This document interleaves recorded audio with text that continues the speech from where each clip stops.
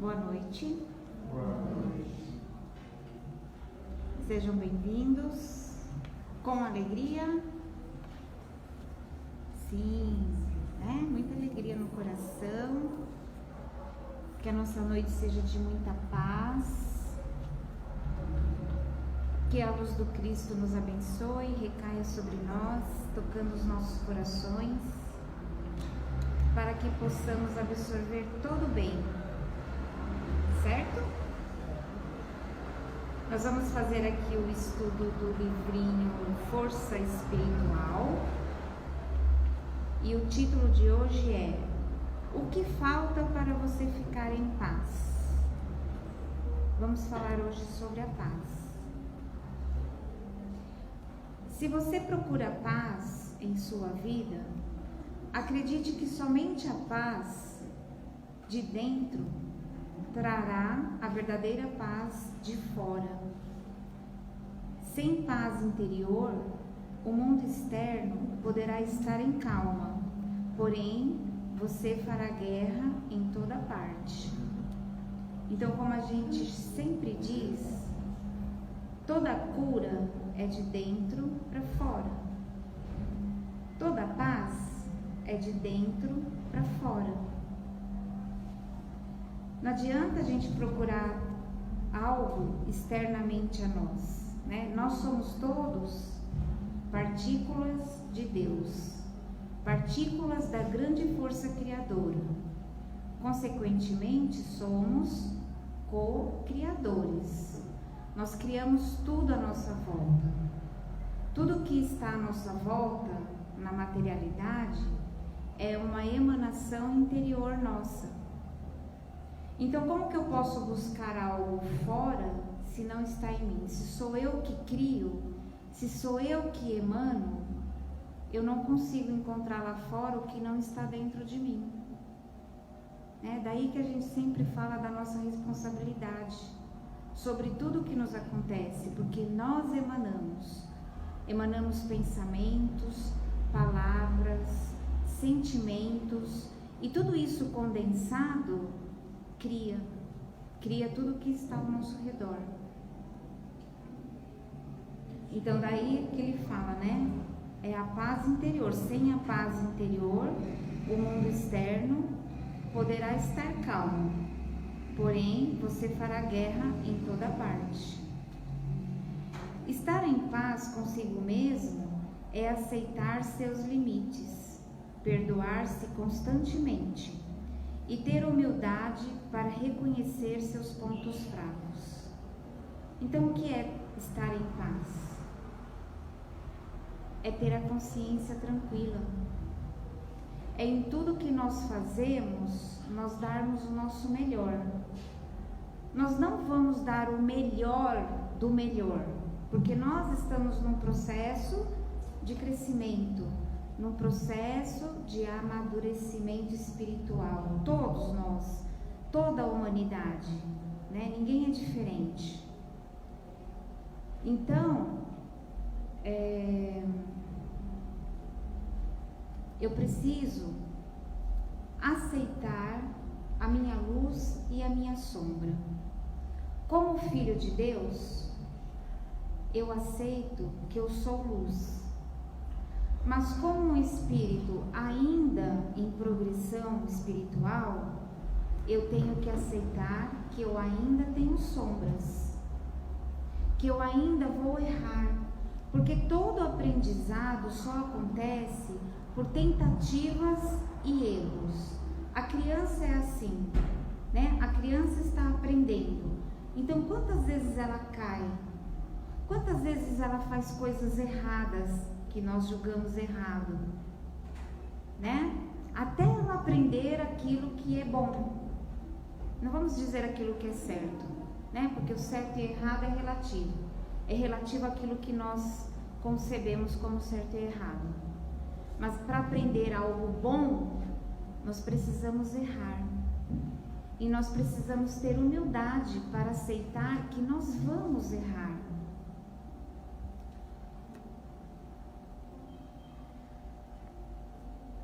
nós precisamos ter humildade para conhecer os nossos pontos fracos. E todos nós temos muitos pontos fracos, né? Nós ainda temos muitos limites e precisamos aceitar isso.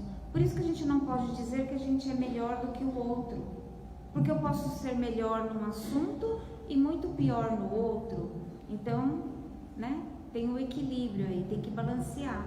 Eu não sou nem melhor e nem pior, mas eu preciso aceitar os meus pontos que precisam ser melhorados.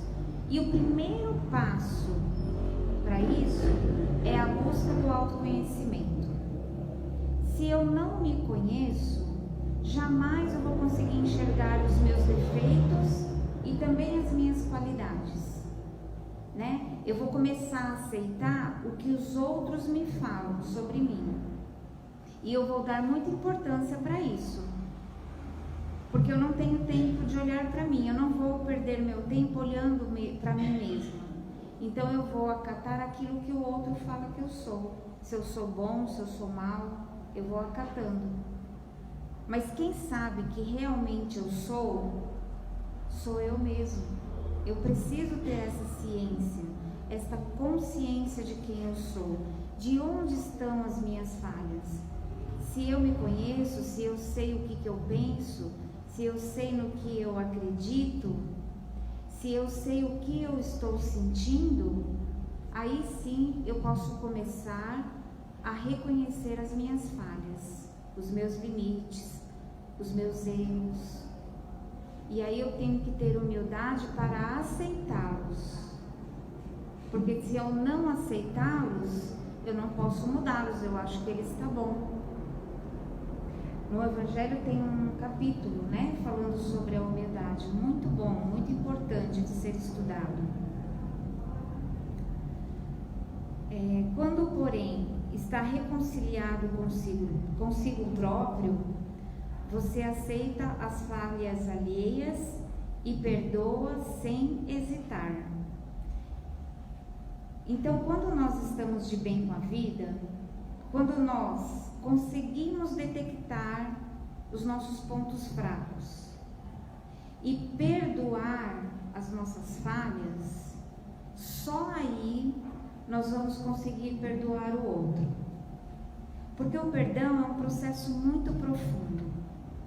Eu não posso dar para o outro aquilo que eu não tenho, aquilo que eu não dou para mim mesmo.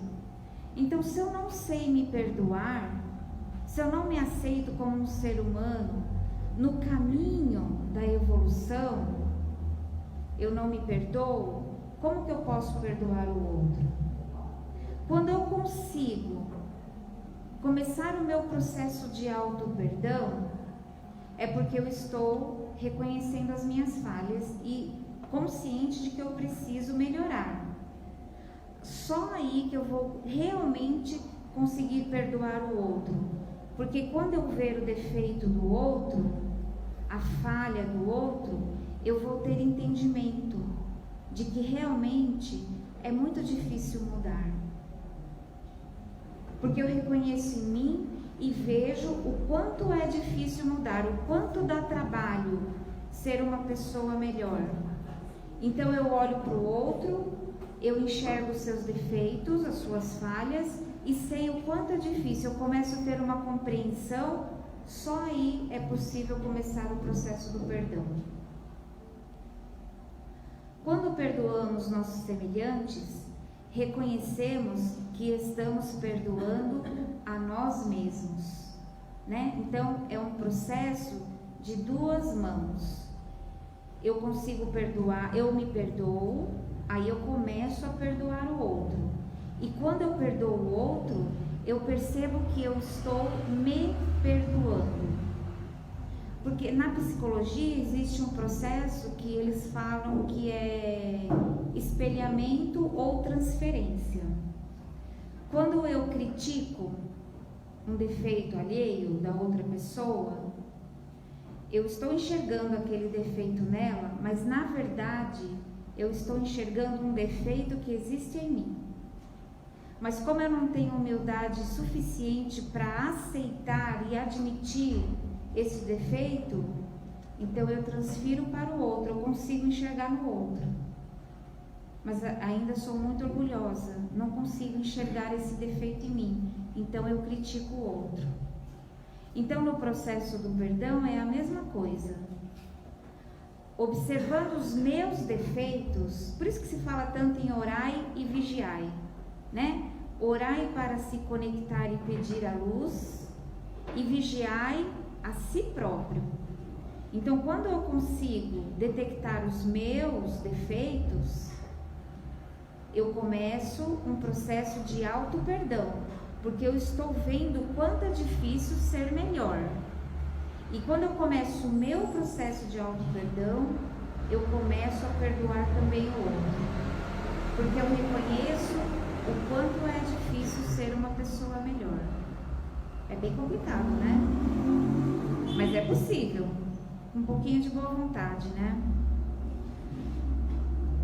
Você já notou quantas vezes deu causa a discussões desnecessárias? Quantas vezes, quanta energia nós desperdiçamos quando nós discutimos, ofendemos, brigamos e depois a gente percebe que era uma causa tão insignificante? Quantas vezes você implicou por ninharias? Quantas outras se meteu onde não foi chamado? Isso é uma coisa muito comum, né? A gente se meter onde não é chamado, querendo resolver o problema alheio, né? Mesmo que a outra pessoa nos peça para resolver o problema dela, nós não temos esse direito. Nós construímos os nossos problemas e precisamos resolvê-los. Às vezes nós precisamos de apoio, mas apoio não é delegar o problema para o outro, né?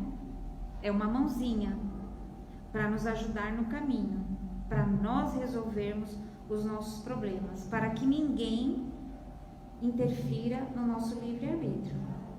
E a mesma coisa, né? Mais uma mão de duas vias, uma via de duas mãos, né? Eu não quero que ninguém se intrometa no meu livre-arbítrio, eu não tenho o direito de me intrometer na vida do outro. Ignoramos que, no mais das vezes, a melhor arma para estabelecermos a paz é o silêncio, né? Quando estamos, por exemplo, numa discussão, nós sempre queremos falar mais alto que o outro.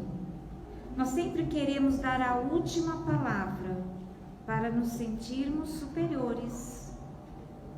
E na maioria das vezes, o melhor caminho é ficarmos quietos. Às vezes a outra pessoa está alterada porque está com problemas, com muitas dificuldades, talvez muito maiores do que a nossa, porque todos nós temos dificuldades. Mas às vezes a do outro é muito maior, ou ele tem muita dificuldade em lidar com os seus problemas. Às vezes nós temos mais entendimento, cada caso é um caso, né? Então vamos deixar o outro falar, vamos deixar o outro desabafar, escutar mais e falar menos. Não desconsidere, a paciência é a ciência da paz. Né? Então, se nós queremos paz, nós precisamos trabalhar a paciência. E paciência, paz, não adianta pedir para Deus. Pior que a gente faz isso, não faz? Quando a gente vai fazer uma oração, dai-me paciência, Senhor. Ele nunca vai dar paciência para a gente, mas Ele não desampara nunca. Ele nos dá uma pessoa bem difícil na vida para treinar a paciência, para construir essa virtude, né? As virtudes são construídas dentro de nós. Então nunca nós vamos receber de graça. Não adianta pedir para o mentor, dai-me paz, dai-me paciência. Não. Nós precisamos trabalhar isso dia por dia, com sabedoria. o melhor caminho para a paz mundial é aprendermos a viver em paz entre quatro paredes. É o de dentro para fora, né? Nós somos micro mundos. Cada um de nós temos um mundo dentro de nós. O mundo que nós estamos construindo dia após dia com as nossas experiências, vida após vida com as nossas experiências, nós temos um mundo dentro de cada um de nós. E se nós não trabalharmos este mundo, é este mundo que nós vamos refletir, é este mundo que nós vamos emanar para fora.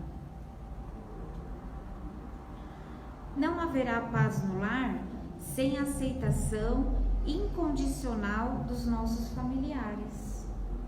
Cada uma daquelas pessoas que fazem parte da nossa vida, principalmente o nosso núcleo familiar, e ele pode ser composto das mais variadas formas nos dias de hoje, né? Aquelas pessoas que moram com a gente são a nossa família, são as pessoas com quem nós dividimos e somamos experiências. Então aquelas pessoas foram escolhidas a dedo, né? São pessoas com quem nós precisamos resolver situações, ou são pessoas que vão nos apoiar nos momentos mais difíceis, ou são pessoas que necessitam do nosso apoio. Então são os mais indicados para nós trabalharmos a nossa paciência, aceitarmos cada um como são, né? Cada um como é, do jeitinho que é. Porque se Deus é sabedoria e perfeição, cada ser que habita o nosso planeta e o universo é sabedoria e perfeição. Mesmo que o galho seja torto, ele é perfeitamente torto. É exatamente o que nós precisamos neste momento.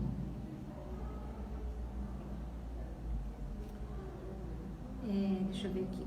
Não aceitar é rejeitar, e rejeição é a primeira porta que se abre para os conflitos, né? Então nós não podemos rejeitar, cada um é como é. Assim como o outro me aceita, eu preciso aceitar. E se o outro não me aceita, eu preciso aceitá-lo da mesma forma. Cada um de nós estamos num ponto do nosso progresso íntimo, individual, né? Então, mesmo que eu não seja aceito pelo outro, eu preciso aceitar o outro, assim como ele é, perfeito do jeito que ele é. Não apenas assine manifestos em favor da paz, não apenas participe de campanhas pelo desarmamento, não apenas reclame de falta de paz, mas especialmente pratique a paz com seu vizinho, com seu parente, pratique a paz no trânsito, na via pública, exercite a paz com seu colega de trabalho, pois somente assim nos transformaremos em verdadeiros agentes da paz, onde quer que estejamos.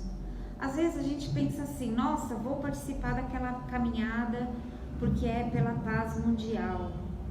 Parece uma coisa nobre, né? É importante, porque muitas vezes nós precisamos chamar a atenção, né, das autoridades. Mas muito mais importante do que participar de eventos assim grandiosos, de grandes manifestações, é a nossa paz interior. É aquilo que nós fazemos no nosso pequeno mundo, porque nós somos pequenas parcelas da grande força criadora. E todas as parcelas juntas formam o todo. Se não trabalharmos parcela por parcela, nós teremos um todo enfermo. E a responsabilidade de trabalharmos individualmente é de cada um de nós. Não adianta desejar a paz mundial se nós estamos em conflito. Hoje nós vivemos num mundo bastante conturbado, né? As guerras estão aí, nunca cessam. Quando termina uma guerra, começa-se outra em outro lugar. Aí a gente fala assim, nossa, mas é tão longe, é lá no outro país, eu não tenho nada a ver com isso. A gente pensa assim. Mas se todos nós, cada um de nós somos uma pequena parcela do todo, nós precisamos dar a nossa contribuição. E como pode ser a nossa contribuição se a guerra está tão longe da gente? Trabalhando nos nossos pequenos núcleos, todos os dias, a nossa família, os nossos amigos, os nossos vizinhos, os colegas de trabalho. Porque as grandes guerras começaram às vezes com duas ou mais pessoas, né? Uma pessoa só, ela não briga, precisa de duas. Então muitas guerras começaram apenas com duas pessoas, né? E aí começam a envolver e crescer.